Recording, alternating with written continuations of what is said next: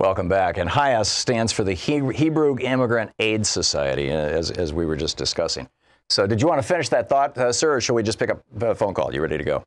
Well, very quickly, I would just recommend Lev Glonklin's piece in the New York Times about the Hebrew Immigrant Aid Society and what they're doing.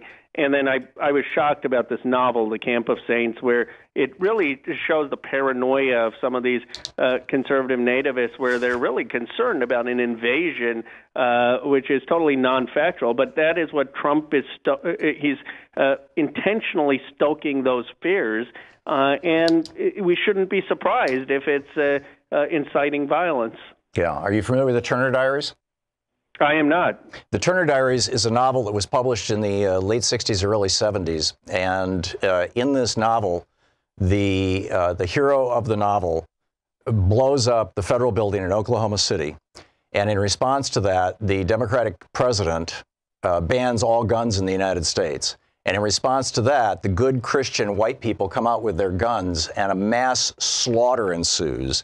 And all the people of color and all the Jews are dead at the end of the novel. Wow. And a new Christian white society is emerging out of the ashes, and everybody's singing and holding hands.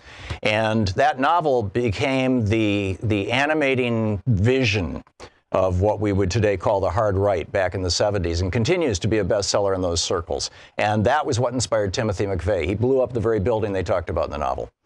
And you know, on a date that was significant to the novel, and the second anniversary.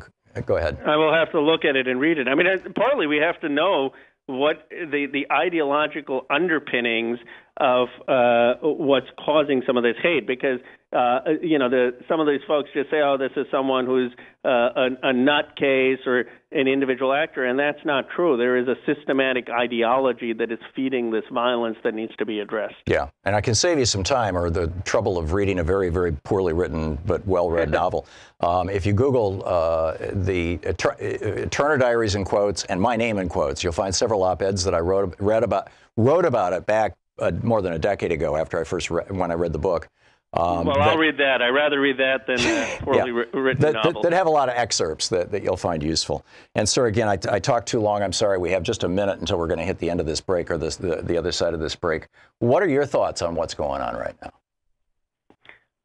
I think we're facing the type of violence we haven't seen since the 1960s. The difference is, in the 60s, at least, there was more of a political consensus on combating that violence, and now you have many in the party not willing to confront some of the hate that is animating the violence. So it's a scary time, and I think it's a time of requiring great courage from people across communities to stand up for values of openness and pluralism and tolerance and decency, knowing that we're facing violence on the other side. Yeah, it truly is. This is, and we so need somebody in the White House who, you know, the way Lyndon Johnson soothed the country after the assassination of Jack Kennedy and after the assassinations of Robert Kennedy and Martin Luther King, or, you know, after 9/11. Well, I don't know. I'm kind of ambivalent about Bush's response to 9/11,